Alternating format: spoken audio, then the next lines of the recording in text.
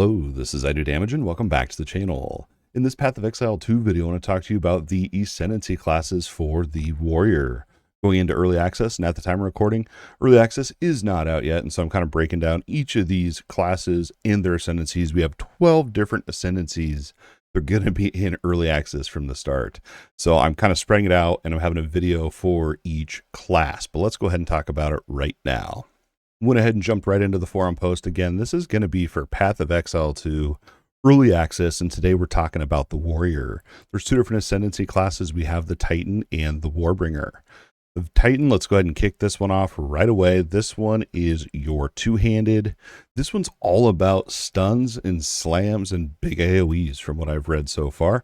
But again, everything we talk about in this video, of course, can change once we have access to all the skill gems. There's hundreds of skill gems, support gems, weapons, like a lot can change.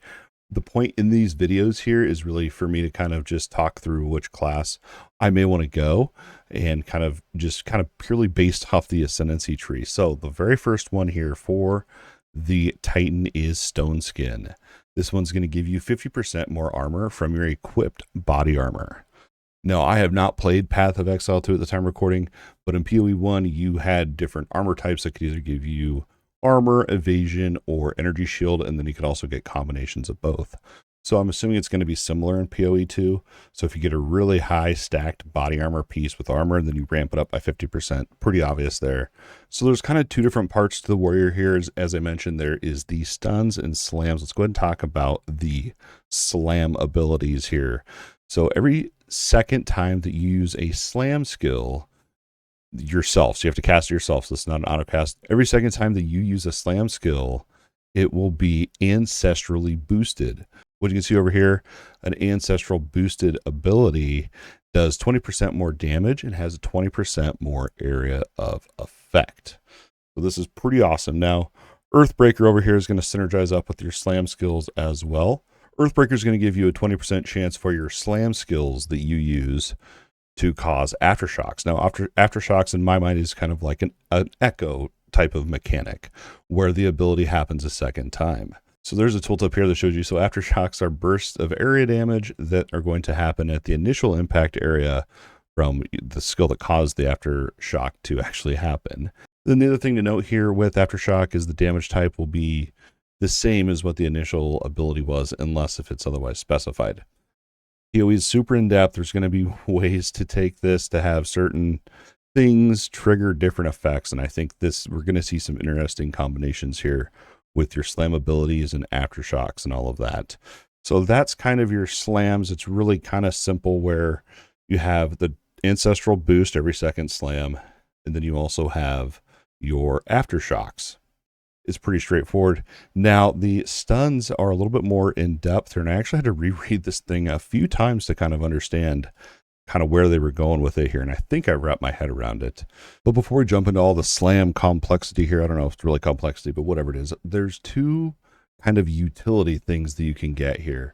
The first one is Colossal Capacity. This is going to give you 20 more inventory slots, and there's really no character power with this. But yeah, I don't know, who knows, maybe that's really good, but I think for builds and like character power, probably not. The other utility thing you have here is Hulking Form, and this is going to increase the effect of small passive skills. Now, the passive skill tree is massive, and some of those passive skills getting that 50% bonus might be pretty nice. Let's go ahead and talk about slams. I'm going to try to break this down and get it straight to the point with you, but think of it like this. It kind of has a thing that happens that triggers another thing that triggers another thing. It's kind of how this is going to work, right?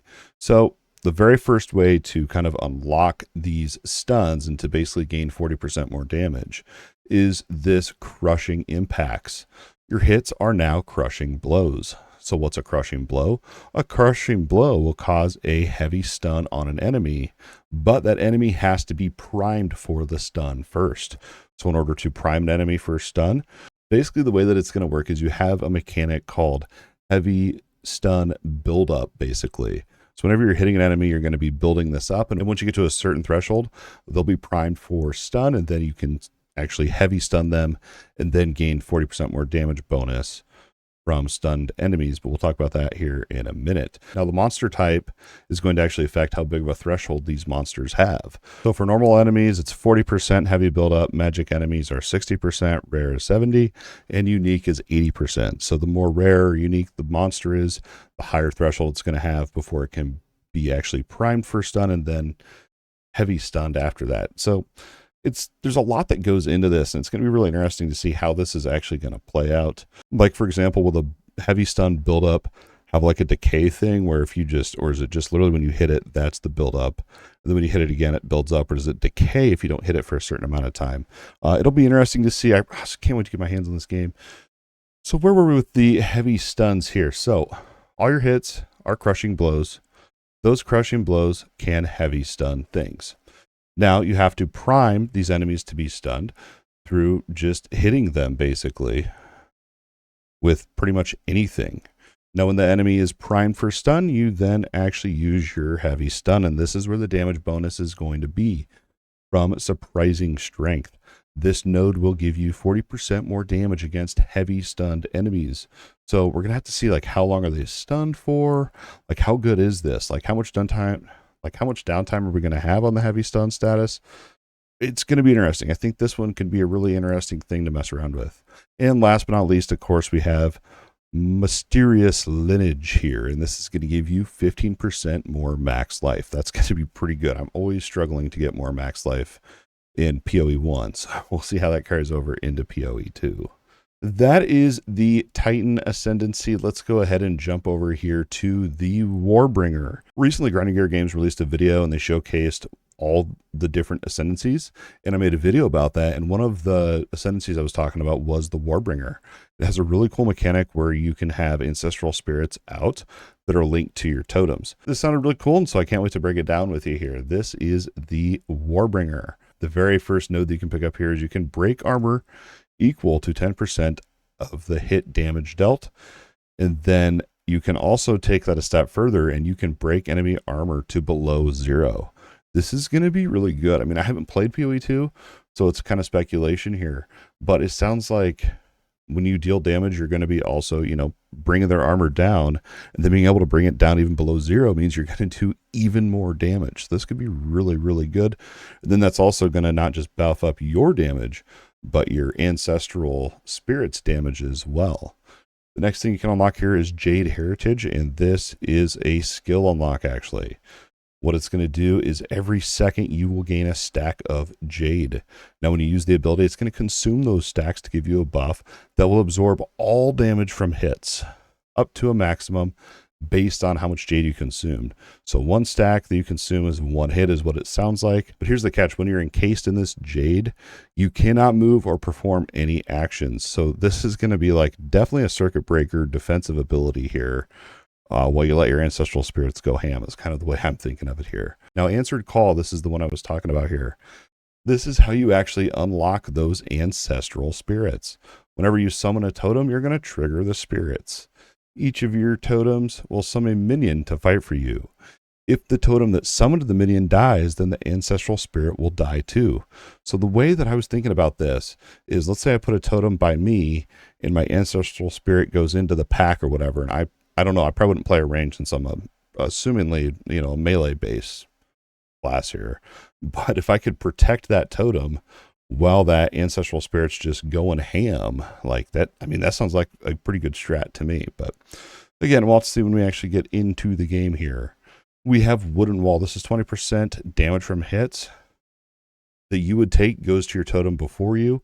So again, if you're trying to do that ancestral spirit, maybe you don't want your totems to take that damage, maybe avoid this one. But then again, that's essentially 20% damage reduction if you can always have at least a totem out. So it would be pretty good for that. Renly's Training, you're going to gain 40% base chance to block from equipped shield instead of the shield's value. This one I had to read a few times, and I think what this one means is it's going to ignore your shield's value, and you literally just have your character has a base 40% block chance. It sounds pretty cool. I'm interested to see how that's going to actually play into all this. And then you can take block a step further with Turtle Charm. And this is going to lower your block chance by 35%, but you can actually block damage when your shield is not raised. Now, PoE 2, from what I've seen, is more of a strategic type of game where to actually block, you actually have to hit the button to hold your shield up and block. So that's, I think it's going to be interesting. I think it's going to be an eye-opener for action RPG fans and players all alike. I think it's going to be an interesting mechanic to actually have to block instead of it just being a passive thing that your character does. But this gives you at least a chance to block when it's not raised. So I guess there's that. So then maybe you could ignore that mechanic. But again, that one will be interesting to see. We have two more here. These two go hand in hand as well. And this one's all about war cries. Warcaller's Bellow will make it so that any corpse in your presence will explode when you use a war cry. And when they explode, it'll deal 25% of their life as physical damage. Nice little AoE explosion. And then you can take it a step further with Great Wolf's Howl and ignore Warcry cooldown. So basically whenever there's a corpse or corpses, you can blow them up with your Warcry. I think that sounds pretty awesome. You know, for smaller mobs, you're not going to be doing as much damage. So I don't know. I think that'll be interesting to see. I'm probably most excited personally for me is those ancestral spirits here tied to your totems. I think it sounds like a really fun and cool mechanic. That is the Ascendancy classes going into early access for the Warrior, the Titan, and the Warbringer. Let me know down in the comments if you're going Warrior and which Ascendancy you think you'll be checking out first. For me, I'm leaning towards the Warbringer, but then again, over on the Titan and those slams and those stuns and just a big AoE based build sounds really fun too. I am literally torn on what class I'm going to go at the start of early access. And that's going to wrap it up for this Path of Exile 2 Warrior Ascendancy preview video. Hopefully you found this video useful and or entertaining. If so, don't forget that like button and subscribe to the channel if you think I've earned it. Please consider becoming a YouTube channel member today. Unlock some pretty fun perks such as behind the scenes, bloopers that I find while editing, and early access to videos when I release a whole big batch of videos. And also it helps out the family a lot. But don't forget, your view alone means the absolute world. As always, thanks for watching, and we'll see you in the next video.